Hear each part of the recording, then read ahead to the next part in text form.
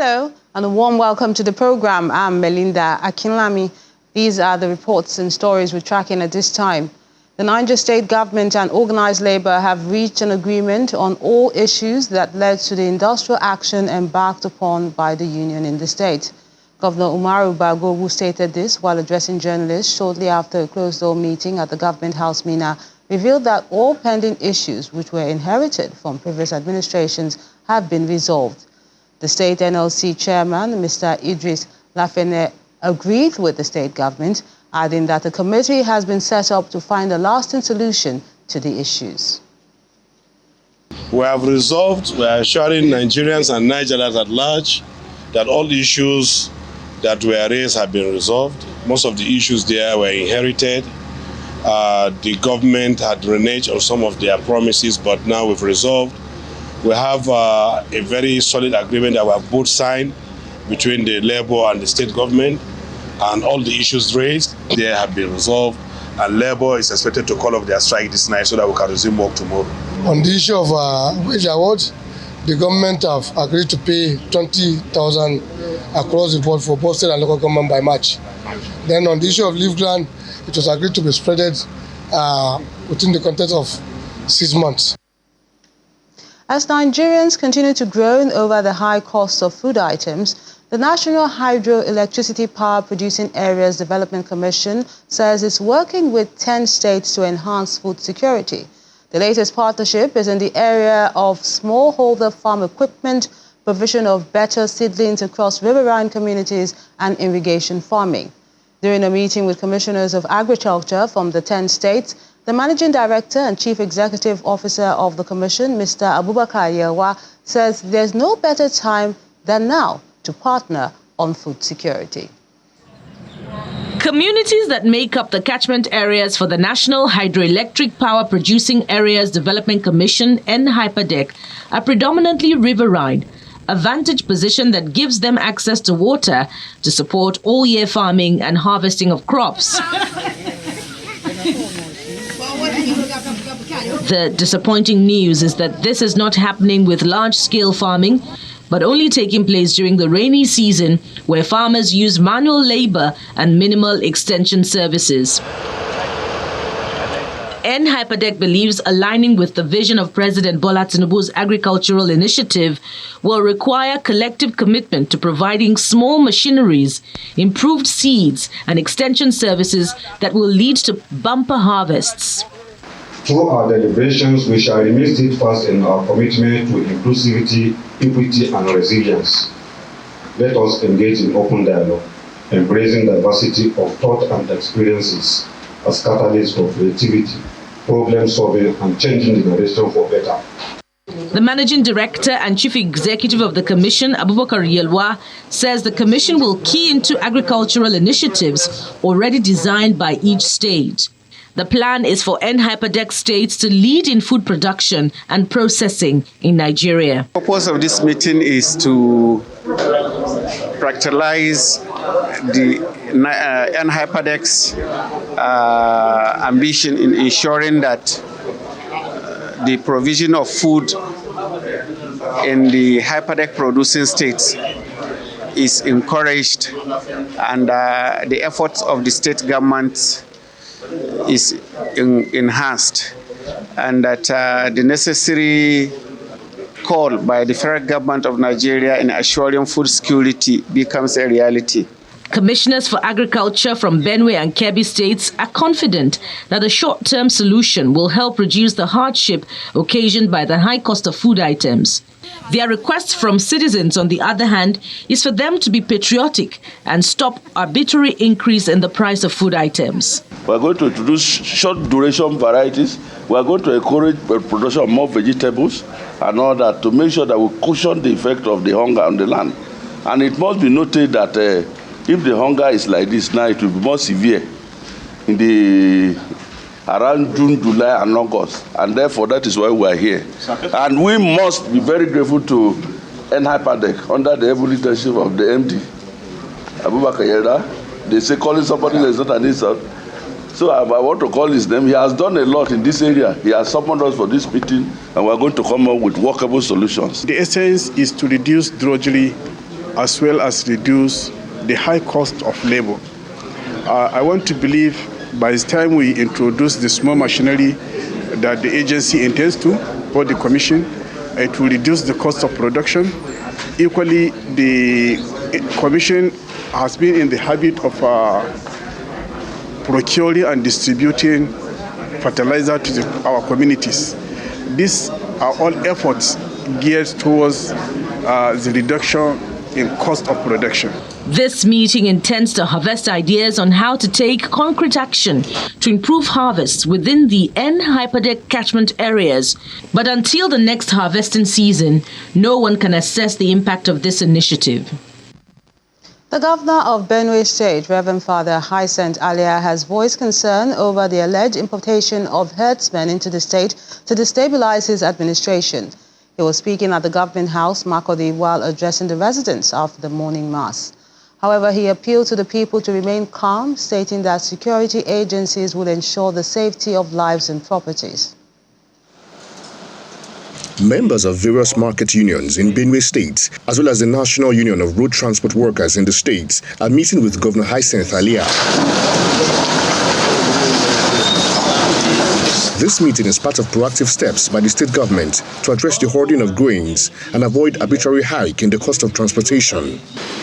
But we are going to get deeper to its roots, to know those responsible for trying to create non-peace, to create crisis for us in the state. That is not helpful, and that is not what we pray for, and that is not good for anyone. While assuring them of increase in inputs and support to boost food production, the governor has some concerns on the security in the state. It is saddening to know that in some states there are protests on the streets, that there's no food, there's no this, there's no that. There are hikes every place. I'm pleading to you and with you to see reason why the energy that we have must not be wasted on protests. The federal government is not going to put prices on food items. She would not. One of the union leaders assures the governor that they will engage their members to avoid acts that will threaten the administration of the state. The National Union of Road Workers sell yams, atashi, and that to buy their own motor. We are begging you to also remember us. So that we too can also bring down our prices. So we will do that. We will do that, Father. We congratulate you because as the people's governor, if there is another country that want to go, you will still win. Yes.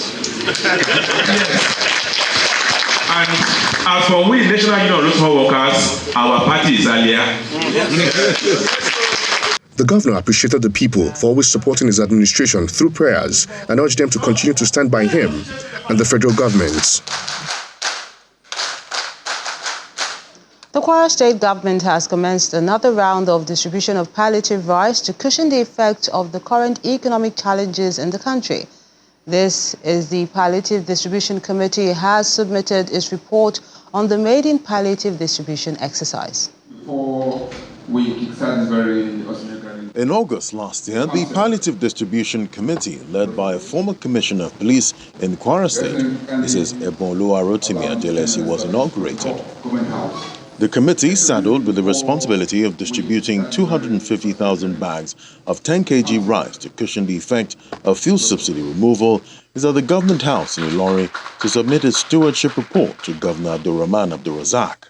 We're not just giving this palliative to just anybody. We make sure that each award form committee, the most senior traditional ruler, the most senior imam, the most senior pastor, the youth leader representative, the women representative, people living with disability representative, and where they have all the security agencies there, the police, the Nigerian Civil Defense, the DSS, they are there to form part of the committee. Why we do that is to ensure that the people who are supposed to take these items are given their fair shares. Mrs. Adelesi disclosed that the committee also got 50,000 bags of 50 kg maize, but sold it at a subsidized rate to some farmers and returned the money to the federal government coffers, an action which has been commended by the governor. From the onset, we wanted to make sure that it was an independent committee that distributes the food. Also, let me thank the federal government for giving each state of the Federation 2 billion naira to expend on this palliative. We're happy, satisfied with what you have done. Government will continue to engage in such efforts. As we see prices going up again, we'll deepen our efforts and implore other governments to set up committees as yours, and where government would not interfere in how the committee does its work, so that the results can be impactful like you have done. To continue to ease the suffering of the residents, the state government has commenced the distribution of another round of palliative rice starting from community-based organizations. However, the president of the National Association of Kwara State Students wants its members to be put on the distribution priority list as he commends the governor for the payment of bursary awards and other benefits. And it gladdens our hearts to inform you all that we have got a governor who has a strong commitment and desire to satisfy the needs of the students in due time, as he has cheerfully approved some of our pressing demands, including the annual bursary payment, scholarship for law students, as well as some other palliatives that are tailored toward alleviating the economic hardship on the student, and we anticipate implementation in due time. However, we passionately appeal to the governor to continue to prioritize the interests of the student, especially at this crucial time. According to the state government, each community-based organization will receive 100 bags of 10 kg rice in the second phase, in a gesture that will be expanded to other groups in due course. Meanwhile, in Kogi State, Governor Usman Ododo is warning the political class not to divert the rice and cash palliatives meant for the people, as he has vowed to sanction any political appointees found wanting. The governor stated this in Lokoja, the state capital, during the flagging off of the quarterly food palliatives meant to support families in Kogi State.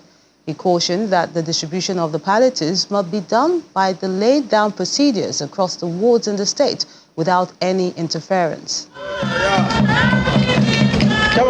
Top officials of the Kogi State government, religious leaders, royal fathers, and members of the State Assembly gather at the Muhammadu Buhari Square to witness the flag-off of the distribution of palliatives in the state. Kogi State government is supporting households in the state with food items and cash to cushion the impact of the fuel subsidy removal. The current economic hardship demands a leader with a soft mind that can respond to the immediate needs and well-being of the people. The removal of fuel subsidy has led to hamper stagflations, high foreign exchange rate against the naira, which has made life difficult for Nigeria. The rising cost of living in the state is a major concern, and stakeholders in the state want the government to address the issues. I want to plead that as leaders, the necessary economic team should look beyond this palliative and put some necessary measure in place to check the activities of our market people, particularly that of Lokoja town. This our local market called Pata Market. There are a lot of food items coming into Kogi State. I mean Lokoja is the headquarters of Kogi State. But you will see a lot of trucks, trailer, taking all this thing away, making the little left for for us to be sold at a very high cost. We will be happy if Your Excellency will make a law that no more trucks will load our food out of Kogi State. Governor Usman Ododo warns against the diversion of the items and calls for equity in the distribution. Government officials are not to be shared from these palliatives. Rather, you are expected to make your own contributions as a way of giving back to the society.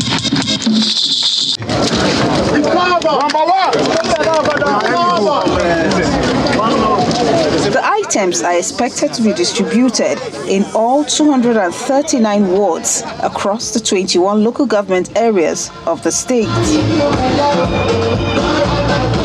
Still to come on the program, Mangu women attribute food situation in the country to the insecurity problem in the plateau. We'll give you details of that and other stories. Join us again. Welcome back. Their numbers may be small, but their message is crucial, as civil society group called Women in Black, Mangu, are appealing to the federal government and National Assembly leadership to protect the lives and rest of properties of residents in Plateau State, especially in Mangu local government area. Speaking in Abuja after submitting their letter of appeal to the head of the Sergeant-at-Arms at the National Assembly, the leader of the group says the current insecurity in Mangu and some parts of Plateau State is impacting negatively on the food situation in the country. The head of the Sergeant-at-Arms at the National Assembly, retired Air Commodore Sani Zakari, has assured the women that the National Assembly leadership are doing their best to restore peace in the plateau. I came to ask my president, my House of Reps member, the senators, and all stakeholders to help us in Mangu. We need the killings to stop. Enough of the killings in Mangu. One too many blood has been shed already. It's not fair that I am being displaced from my village. It's not fair that unknown, or rather ungone known men ransack my villages and nothing is being done. It's one too many. From May, it has happened up until this January. Who's going to save me? So I came to the National Assembly today. Someone has to do something. Nigerians, do something. Have you checked out how much is corn right now in your market? Simply because there was a crisis in Mangu like 3 weeks ago. Food security is threatened because they have touched Mangu. I am not able to go to my farm because my parents cannot go to their farms. My uncle was macheted on the farm. I have people who were innocently murdered in their homes while sleeping. We can't go to our farms. We cannot keep our grains because they will still steal the grains and still kill you. Please do something. Do something and stop the killing. Stop the killing in Mangu.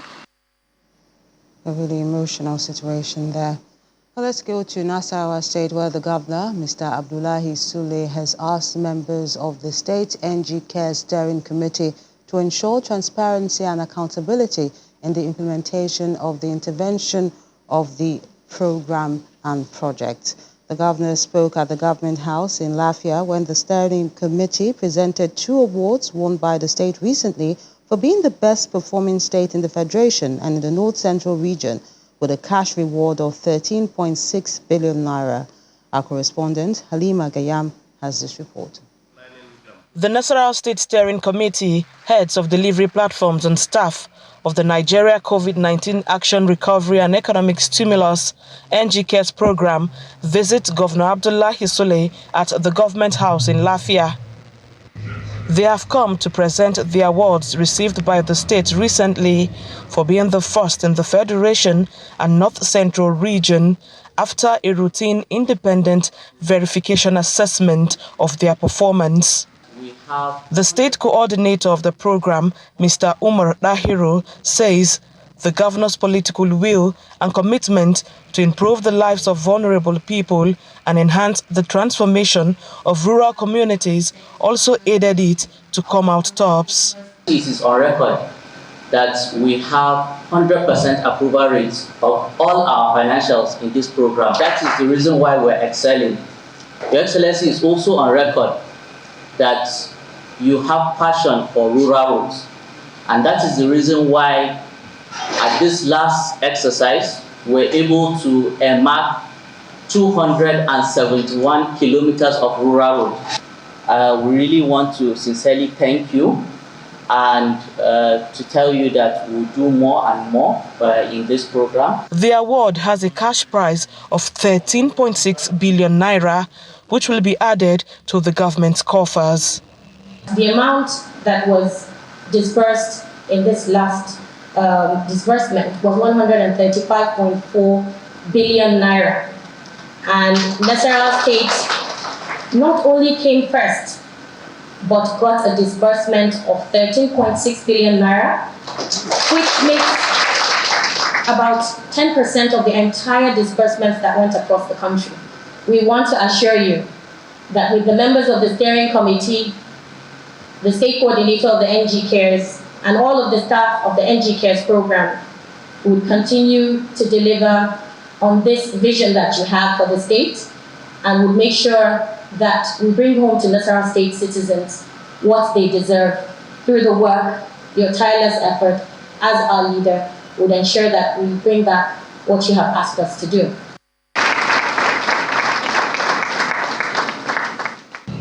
After the presentation, Governor Abdullahi Soleh commends the team and urges them not to drop the ball. I strongly believe that we didn't come number one in the whole country by accident. And this is one of the awards that you do not just get a plaque. It comes with the financial benefit. One of the things that is going to give us this number one again is for us to be the first state that will be able to compile everything we have done. This road we have finished it cost us 3 million.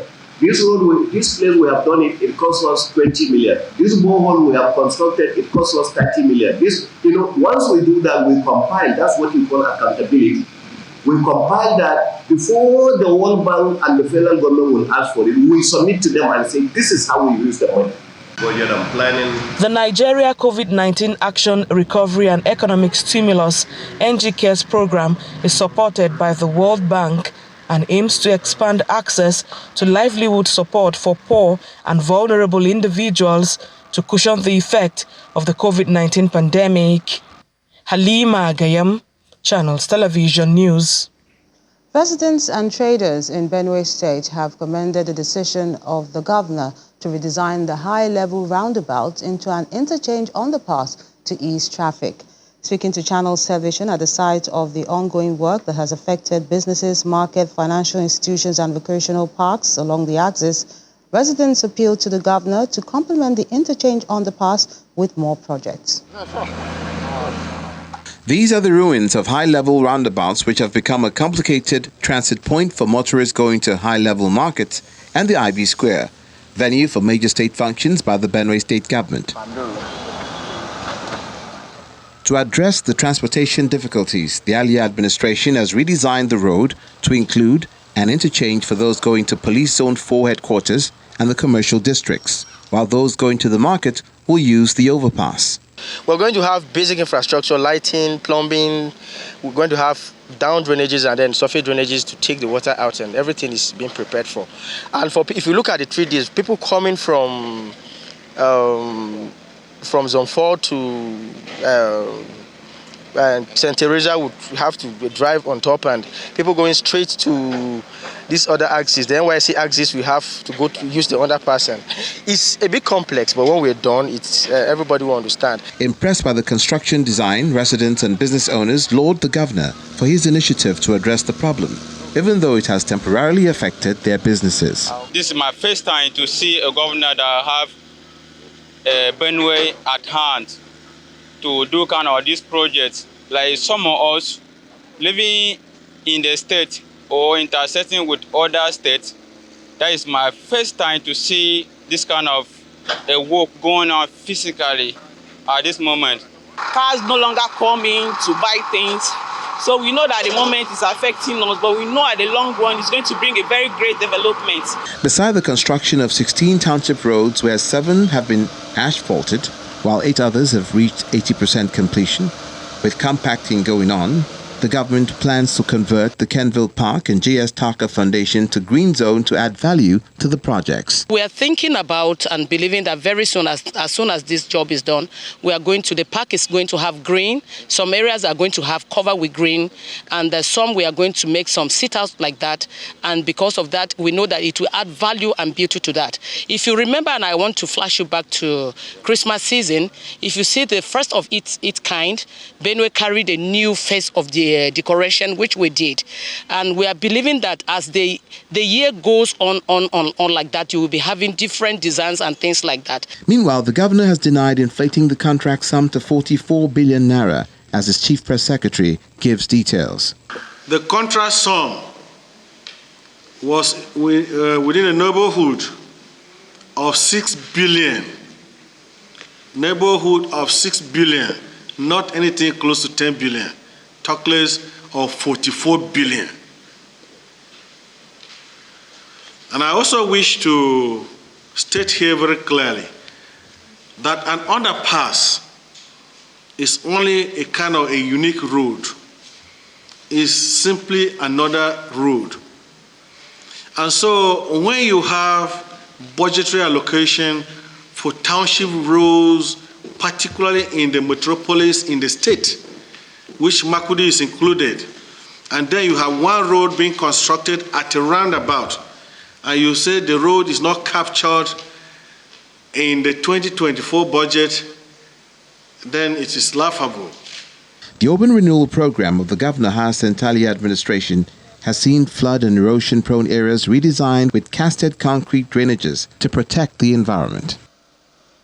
That's the program today. Thank you so much for watching. I'm Melinda Akinlami.